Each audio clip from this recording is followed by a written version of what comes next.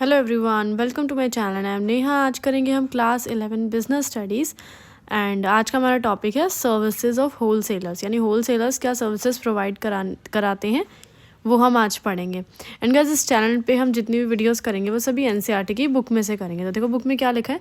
सबसे पहला है सर्विसेज टू मैन्युफैक्चरर्स, यानी होलसेलर मैन्युफैक्चरर को कुछ सर्विसेज प्रोवाइड कराते हैं। वो क्या हैं? फैसिलिटेटिंग लार्ज स्केल प्रोडक्शन, यानी जो मैन्युफैक्चरर हैं बहुत ज़्यादा बड़ी मात्रा में वो प्रोडक्शन कर पाते हैं, इतनी क्वांटिटी में प्रोडक्शन कर पाते हैं। किसकी हेल्प से? होलसेलर की हेल्प से। देखो कैसे। Wholesalers collect small orders from a number of retailers. सबको पता है कि होलसेलर जो होते हैं वो क्या करते हैं? ऑर्डर कलेक्ट करते हैं। किससे? रिटेलर से। यानी रिटेलर्स को सामान बेचते हैं, है ना, तो रिटेलर्स उनको ऑर्डर देते हैं, तभी तो सामान बेचते होंगे। And pass on the pool of such orders to the manufacturer. और ये जो पूल का मतलब है, ये जो भी क्वांटिटी मांगी जाती है, रिटेलर जो मांगते हैं होलसेलर से होलसेलर क्या करते हैं? इस चीज़ को मैन्युफैक्चरर को बता देते हैं कि भाई मुझे, जैसे कि किसी रिटेलर ने पूरे 100 बिस्किट के पैकेट मांगे, तो होलसेलर जाके मैन्युफैक्चरर को बोलेगा भाई मुझे 100 बिस्किट के पैकेट दे दो। ठीक है, इस तरह से ये प्रोसेस होता है। This enables the producers to undertake production on a large scale and take advantage of the economies of scale. So इसकी हेल्प से जो प्रोड्यूसर्स होते हैं, मैन्युफैक्चरर होते हैं, वो प्रोडक्शन कर पाते हैं बहुत ज़्यादा बड़ी मात्रा में। क्यों? क्योंकि होलसेलर उनसे बहुत ज़्यादा क्वांटिटी में माल खरीदते हैं, आगे रिटेलर को बेच देते हैं, और इससे मैन्युफैक्चरर को क्या मिलता है? Economies of scale. Economies of scale का क्या मतलब है यहाँ पे? जैसे कि अगर मैं ही हूँ, मैं 1 किलो टमाटर ख़रीद रही हूँ और मुझे 50 रुपये किलो मिल रहे हैं। मैं दुकानदार को बोलती हूँ कि नहीं भाई, मैं तो पूरे 20 किलो टमाटर ख़रीदूँगी, तो मुझे 50 रुपये किलो की जगह 35 रुपये किलो या 40 रुपये किलो लगा दो।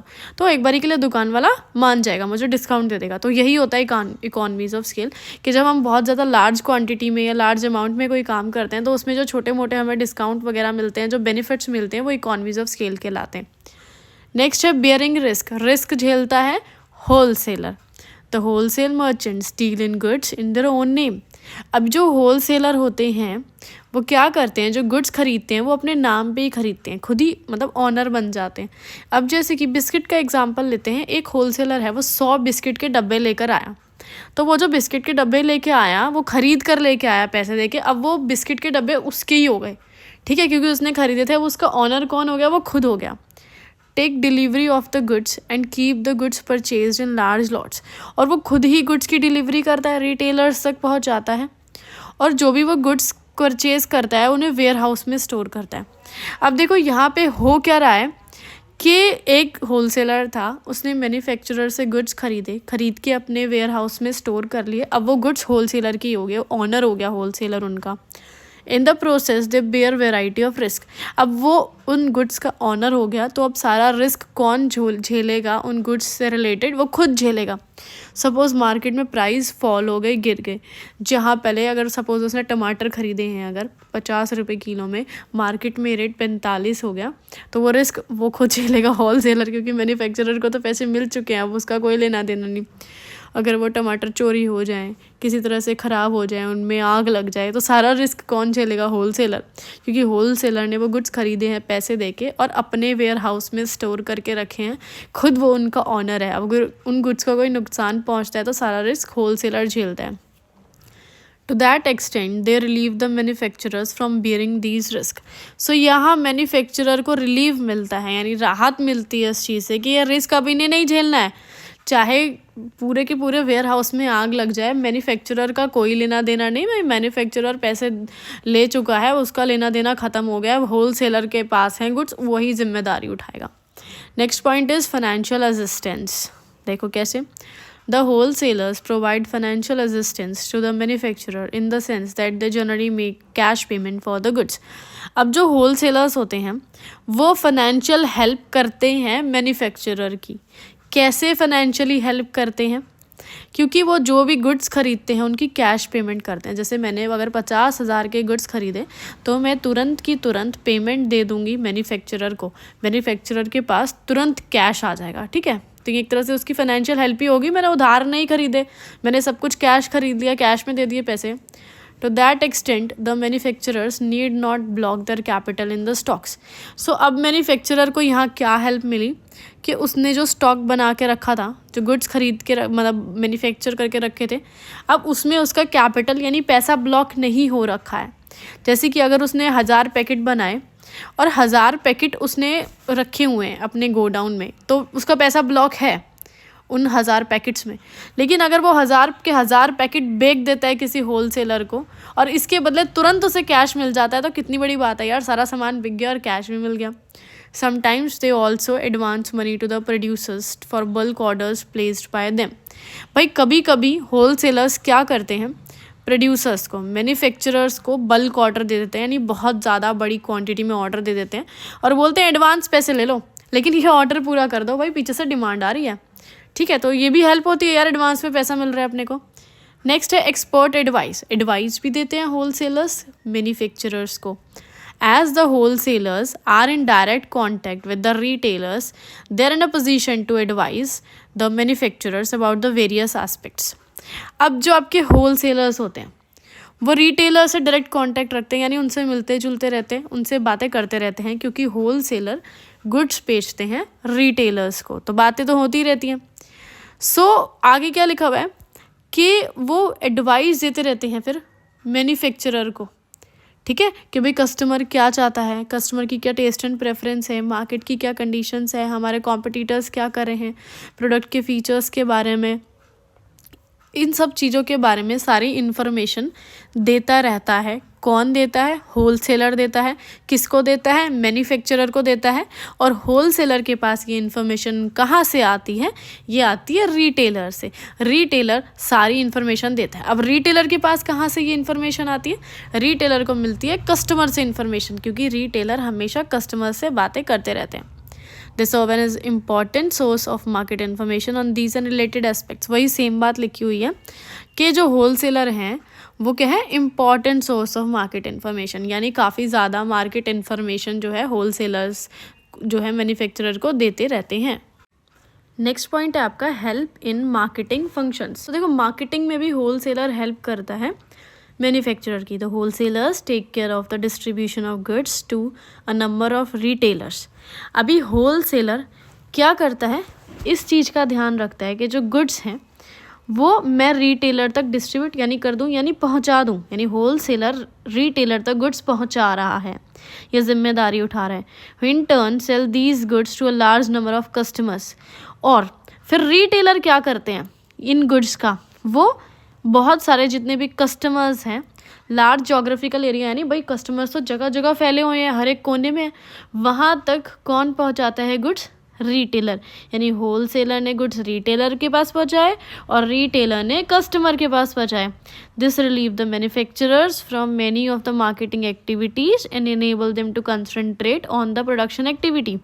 सो इससे अब मैन्युफैक्चरर को क्या हेल्प मिल रही है कि उसको मार्केटिंग एक्टिविटीज़ को लेके रिलीव मिलना, यानी राहत मिलना, फ्री होना, वो इस चीज़ से फ्री हो चुका है मैन्युफैक्चरर।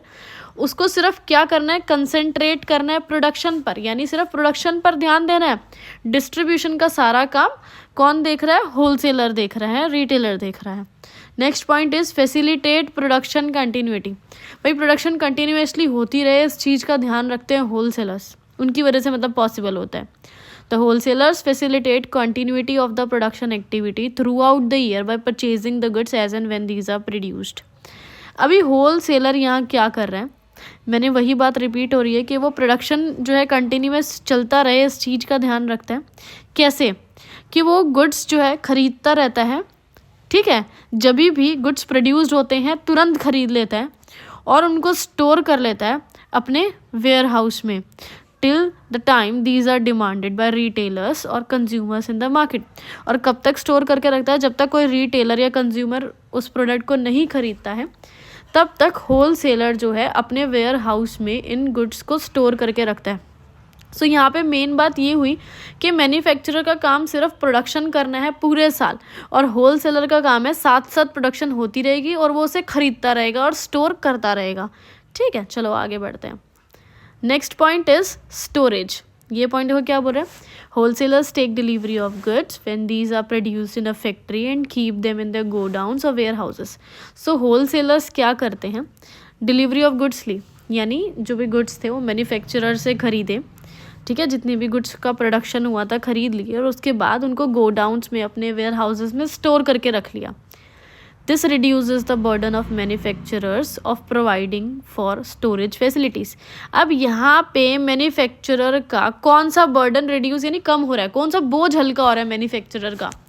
मैन्युफैक्चरर को ये मस्त बात हो रही है कि उसको स्टोर नहीं करने हैं गुड्स, जो भी फिनिश्ड गुड्स है उसके लिए उसको गोडाउन्स या फिर वेयर हाउसेस अरेंज नहीं करने हैं, ये काम अब होलसेलर्स कर रहे हैं। दस दे प्रोवाइड टाइम यूटिलिटी, यानी होलसेलर्स टाइम यूटिलिटी दे रहे हैं। इसका क्या मीनिंग है टाइम यूटिलिटी का, कि प्रोडक्शन हो रहा है लेकिन उसी वक्त कंजप्शन नहीं हो रहा है। प्रोडक्शन और कंजप्शन के बीच में टाइम है, सबको ही पता है। प्रोडक्ट जैसे बना तो बनते ही तुरंत नहीं बिकता यार, थोड़ा सा समय लगता है प्रोडक्ट को बिकने में, 2-3 महीने, 4 महीने, 5 महीने लग जाते हैं प्रोडक्ट को बनने में।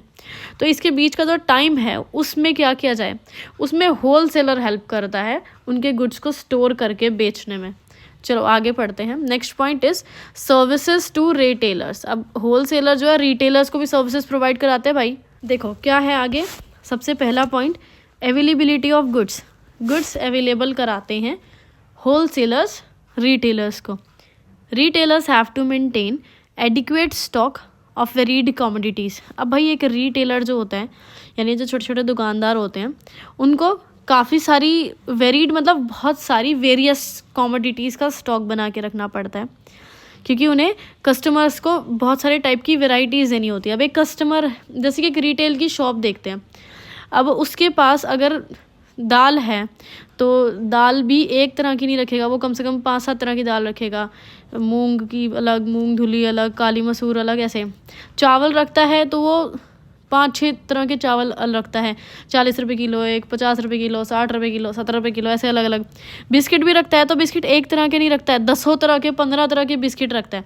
तो उसको वैरायटी मेंटेन करनी पड़ती है। एक छोटे छोटे जो दुकानदार होते हैं उनको, है ना, जैसे हम आसपास की नुक्कड़ की दुकान पे जाते हैं, उसके पास पार्ले जी भी होता है, उसके पास सनफीस्ट भी होता है, उसके पास गुड डे भी होता है, ऐसे कई सारे बिस्किट्स होते हैं। The wholesalers make the products of various manufacturers readily available to retailers. तो wholesaler यहाँ क्या करते हैं भाई, अब ये प्रोडक्ट जो है अलग अलग मैन्युफैक्चरर बनाते हैं। पार्ले जी वाली अलग कंपनी है, सनफीस्ट की अलग कंपनी है, गुड डे की अलग कंपनी है। तो होलसेलर इन सब से प्रोडक्ट लेकर आता है और रिटेलर को एक ही बारी में सारे प्रोडक्ट अलग अलग पकड़ा देता है, ठीक है। This relieves a retailers of the work of collecting goods from several producers. तो यहाँ पे रिटेलर्स को क्या रिलीफ मिल रहा है, क्या हेल्प मिल रही है, कि उसको जगह जगह जाना नहीं पड़ रहा है, अलग अलग प्रोड्यूसर्स के पास, अलग अलग मैन्युफैक्चरर के पास नहीं जाना पड़ रहा है, ठीक है। और गुड्स एक ही जगह से मिल रहे हैं। अगर जैसे कि अगर सपोज उसके पास 10 तरह के बिस्किट हैं तो 10 कंपनियों में धक्के नहीं खाने पड़ रहे हैं, बेसिकली उसको होलसेलर से ही सारा सामान मिल रहा है। और साथ में उसको एक बड़ी इन्वेंट्री, यानी बिग इन्वेंट्री मतलब बहुत ज़्यादा अमाउंट में स्टॉक मेंटेन नहीं करना पड़ रहा है, क्योंकि अगर उसको प्रोडक्ट चाहिए तो वो होलसेलर से ले लेगा, बात ख़त्म, है ना। चलो आगे बढ़ते हैं। Next point is marketing support. The wholesalers perform various marketing functions and provide support to the retailers. अब जो होलसेलर्स होते हैं भाई बहुत सारी मार्केटिंग के फंक्शंस परफॉर्म करते हैं, इससे रिटेलर्स को काफ़ी हेल्प भी मिलती है। They undertake advertising and other sales promotion activities. अब क्या ऐसे फंक्शंस हैं मार्केटिंग के जो कि एक होलसेलर परफॉर्म करता है, वो हैं जैसे एडवर्टीज़मेंट वगैरह दिखाना या कोई प्रमोशनल एक्टिविटी चलाना, डिस्काउंट वगैरह देना, ताकि कस्टमर्स को इंड्यूस किया जाए, अट्रैक्ट किया जाए कि भी आओ और हमारे गुड्स परचेज करो, ख़रीदो। The retailers are benefited as it helps them increasing the demand for various new products. So retailers को क्या हेल्प मिल रही है, उनको क्या बेनिफिट मिल रहा है इससे, भाई उनके प्रोडक्ट की डिमांड बढ़ रही है, ठीक है, कस्टमर्स आ रहे हैं और उनका प्रोडक्ट खरीद रहे हैं और मेहनत नहीं करनी पड़ रही है, क्योंकि मेहनत कौन कर रहा है एडवर्टीजमेंट वगैरह की, wholesalers. Next is grant of credit. अब देखो यहाँ पे क्रेडिट कैसे मिल रहा है। The wholesalers generally extend credit facilities to their regular customers. Wholesalers क्या करते हैं, क्रेडिट फैसिलिटीज़ देते हैं अपने रेगुलर कस्टमर्स को, यानी जो रिटेलर्स रेगुलरली उनसे सामान खरीदते रहते हैं उनको कैसे देते हैं हेल्प। उनको बोलते हैं कि भाई कोई बात नहीं, तुम माल उठा के ले जाओ, हमें 10-15 दिन बाद पैसे दे देना, हमें कोई दिक्कत नहीं है, अभी उधार उठा लो। तो ये एक हेल्प ही होती है उधार में सामान देना। This enables the retailers to manage their business with the relatively small amount of working capital. इससे रिटेलर्स को क्या हेल्प मिलती है कि भाई वो अपना बिजनेस आराम से चला पाते हैं। उनके पास चाहे वर्किंग कैपिटल कम हो, चाहे पैसे कम हो, फिर भी वो आराम से बिजनेस चला लेते हैं क्योंकि उनको सामान उधार में दे रहा है। कौन दे रहा है? होलसेलर दे रहा है। देखो नेक्स्ट पॉइंट क्या है यहाँ पे, स्पेशलाइज्ड नॉलेज। ये पॉइंट क्या कह रहा है, the wholesaler specialise in one line of product. अब जो होलसेलर होते हैं उनके पास एक ही तरह के प्रोडक्ट्स होते हैं, and know the pulse of the market, और उनको मार्केट के बारे में भाई हर एक चीज़ पता होती है। वन लाइन ऑफ प्रोडक्ट से बेसिकली यहाँ मतलब क्या है, अगर वो राशन के सामान में डील कर रहे हैं, दाल आटा चावल चीनी, तो उनके पास यही सब होगा, राशन का ही सामान होगा। उनके पास ऐसा नहीं होगा कि स्टेशनरी भी होगी या कपड़ों की दुकान, कपड़े भी होंगे या अंडर गारमेंट्स होंगे या बेडशीट्स होंगे, ऐसा नहीं। अगर वो एक चीज़ में डील कर रहे हैं, जैसे कि अगर वो बेडशीट में डील कर रहे हैं तो वो बेडशीट के ही होलसेलर होंगे। जैसे कि वो बच्चों के कपड़ों में डील कर रहे हैं तो बच्चों के ही कपड़ों में वो होलसेलर होंगे। ऐसे they pass on the benefit of their specialised knowledge to the retailers. So उनके पास अब ये स्पेशल नॉलेज है क्योंकि एक ही चीज़ में इतने साल तक उन्होंने डील किया, उनके पास नॉलेज तो है। तो ये नॉलेज जो है वो कहाँ पास करते हैं, रिटेलर्स को। रिटेलर्स को ये जो ज्ञान है अपना देते हैं। They inform the retailers about the new products. So retailers को इन्फॉर्मेशन देते रहते हैं कि भाई मार्केट में ऐसे ऐसे नया प्रोडक्ट आया है, उसके ऐसे ऐसे यूज़ हैं, उसकी ऐसी क्वालिटी है या इस रेट का है। They may also advise them on the decor of the retail outlet. और साथ में रिटेलर्स को और भी एडवाइस देते रहते हैं कि भाई आपका जो रिटेल आउटलेट है, यानी जो आपकी ये शॉप है या शोरूम है, इसको कैसे डेकोर करो, डेकोरेशन करो, इसकी एलोकेशन ऑफ शेल्फ स्पेस, कैसे जो है शेल्फ्स वगैरह लगाओ, कैसे स्पेस वगैरह बनाओ, है ना, इन सब चीज़ों का आइडिया देते हैं। डेमोन्स्ट्रेशन ऑफ सर्टेन प्रोडक्ट्स, कि कुछ ऐसे प्रोडक्ट्स हैं जिन्हें डेमोन्स्ट्रेशन में लगाओ। जैसे कि आपने देखा होगा कपड़ों के दुकान के बाहर डमीज ने कपड़े पहने होते हैं, या जूतों की दुकान के बाहर शीशे में जूते लगे हुए हैं, ऐसे इस टाइप के डेमोन्स्ट्रेशन के आइडियाज़ देते हैं। Next is risk sharing. Risk भी शेयर करते हैं रिटेलर्स। कैसे? wholesalers.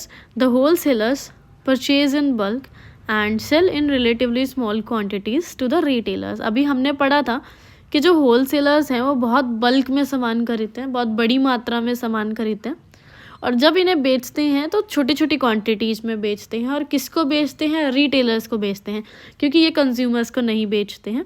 Being able to purchase merchandise in smaller quantities, retailers are in a position to avoid the risk of storage. So अब यहाँ क्या हो रहा है, जो रिटेलर्स हैं वो जो भी खरीद रहे हैं गुड्स, वो स्मॉल क्वांटिटीज़ में खरीद रहे हैं, थोड़ी थोड़ी क्वांटिटीज़ में खरीद रहे हैं, तो वो रिस्क पूरी तरह अवॉइड कर सकते हैं। कौन सा रिस्क? स्टोरेज का रिस्क। अब गुड्स स्टोर करके रखने हैं, ये रिस्क लेना ही नहीं उन्हें, क्योंकि गुड्स इतने ज़्यादा खरीदने ही नहीं, तो स्टोर क्यों करेंगे भाई। अपना हफ्ते 10 दिन का माल खरीदो और तुरंत बेच दो, बात ख़त्म।